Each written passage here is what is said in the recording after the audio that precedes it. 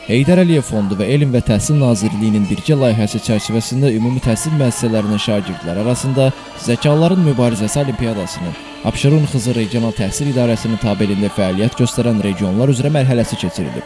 Öncə Azərbaycan Respublikasının dövlət himni səsləndirilib. Ulu Öndər Heydər Əliyevin və şəhidlərimizin əziz xatirəsi bir dəqiqəlik sükutla yad olunub.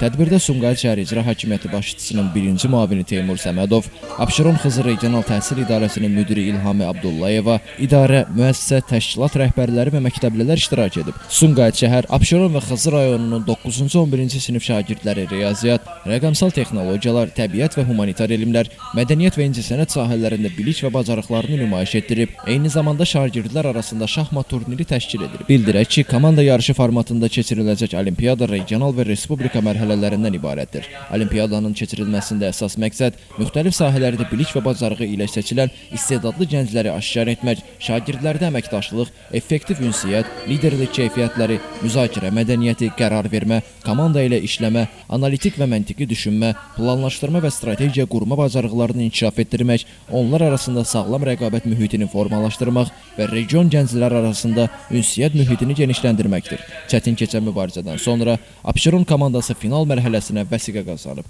Elvin Qudratov, Şəmistan Fikrətli, Elbrus İsmailov, bugün informasiya proqramı üçün.